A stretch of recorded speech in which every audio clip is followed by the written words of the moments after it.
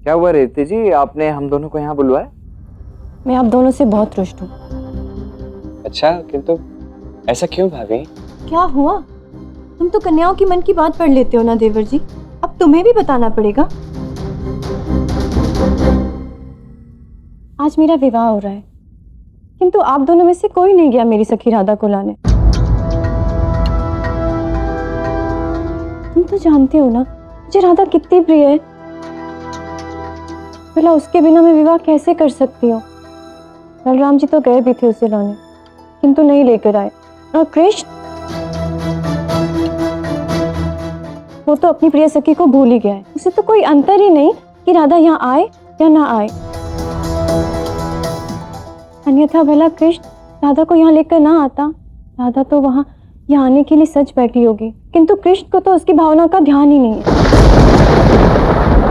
कान्हा को राधा की भावनाओं की सबसे अधिक चिंता है, किंतु वो उसे यहाँ चाह कर भी नहीं ला सकता।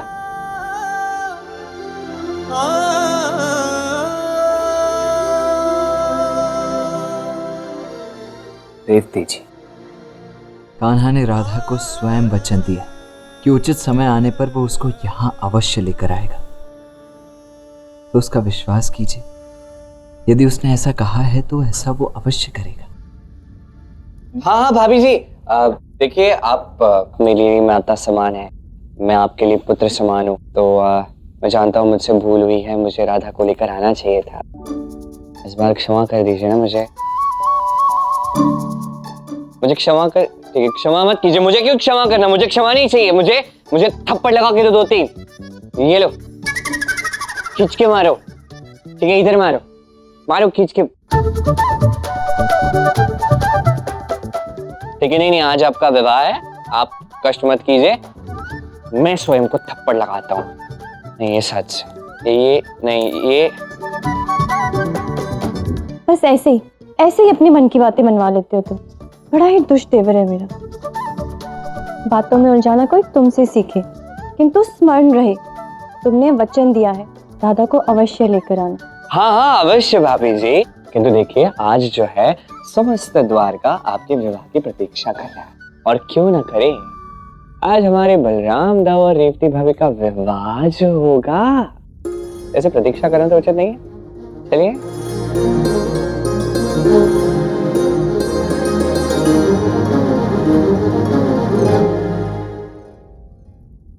चाहे मैं कितना भी चाहूं, राधा द्वारका तभी आ सकती है जब नियति के अनुसार समय अनुकूल हो।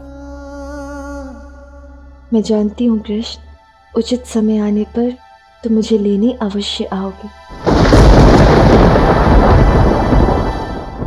ये राधा फिर कहीं चली गई, कभी घर में होती ही नहीं है। ये घर पर नहीं तो वहीं गई होगी, उस निधि वन में। जब से कृष्ण गया है बार बार वही जाती रहती है। नहीं।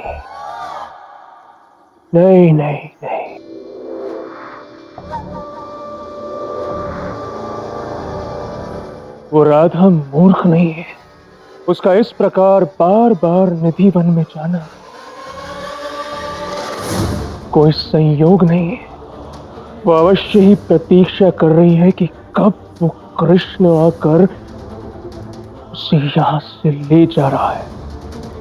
एक ही अर्थ हुआ कि वो कृष्ण राधा को लेने अवश्य आएगा। अब या तो वो छलिया स्वयं आएगा या किसी और व्यक्ति को भेजेगा। उस बुद्धिहीन बलराम का विवाह जो है, ये तो हमारे लिए अच्छा ही है ना आयन।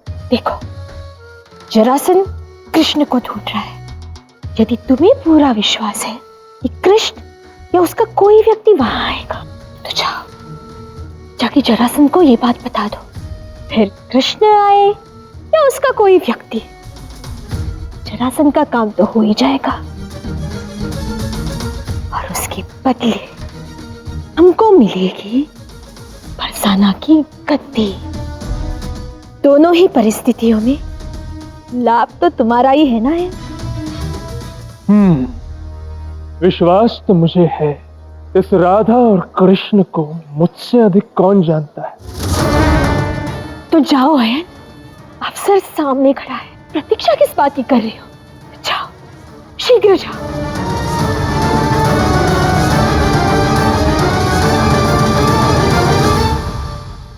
समस्त भारतवर्ष के गुप्तचर व्यर्थ है। एक साधारण के ग्वाले का, उस रणछोड़ कृष्ण का पता नहीं लगा सकते। वो अकेला नहीं है, उसके साथ मथुरा की प्रजा भी है। इतने सारे लोग लुप्त कहां हो गए? कदाचित उन्हें धरती निकल गई या आकाश खा गया है। सत्य कहूं तो ऐसी विचित्र घटना ना मैंने आज तक देखी ना सुनी। सारे गुप्तचर कहते हैं कि वो कृष्ण इस पृथ्वी पर है ही नहीं। तो क्या कृष्ण को स्वयं समुद्र ने शरण दी है? महाराज की जय हो। महाराज, एक ग्वाला आया है, कहता है कि कृष्ण के बरसाना से आया है और वो जानता है कि कृष्ण कहाँ है।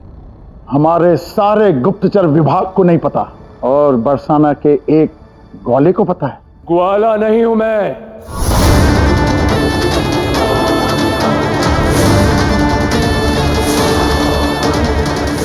मैं एक योद्धा हूं। अयन नाम है मेरा और मैं राधा का पति हूं। राधा? परंतु वो तो कृष्ण से मिली हुई है। जानता हूं और यही कारण है कि मैं उस कपटी कृष्ण के विरुद्ध हूं। ओ, पारिवारिक प्रपंच। पति और पत्नी एक दूसरे के विरुद्ध। आहा, ये सुनकर तो आनंद ही आ गया। जानते हो ना बालक, इस समय तुम किसके समक्ष खड़े हो? मगध सम्राट जरासन हूं मैं। यदि मुझसे असत्य कहोगे तो मारे जाओगे। यदि मुझे मृत्यु का भय होता तो मैं यहां कभी आता ही नहीं मगध सम्राट। अच्छा। मृत्यु का भय भी नहीं है, तो इसका अर्थ तो यही हुआ कि या तो तुम सच में एक महान योद्धा हो या तो कोई मूर्ख हो।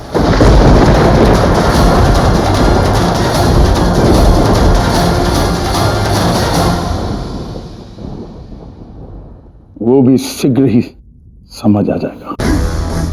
सैनिकों, एक टुकड़ी ले जाओ इस बालक के साथ। यदि वो कृष्ण ना मिले तो इसका शीश काट के ले आना।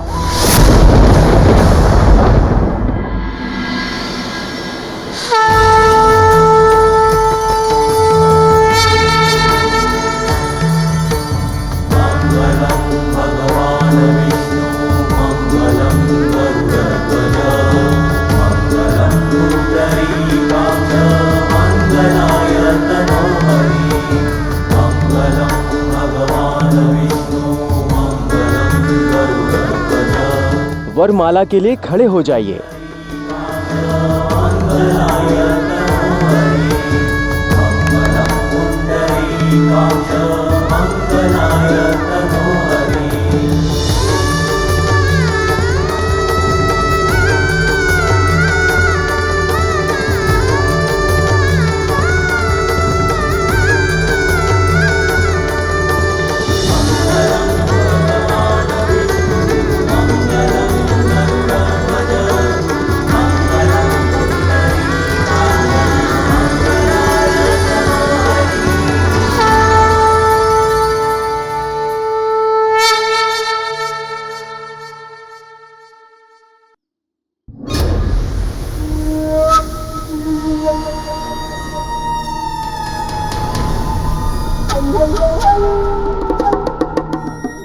अयन, कहीं तुम जरासंध के सैनिक बल को मूर्ख तो नहीं बना रहे हो?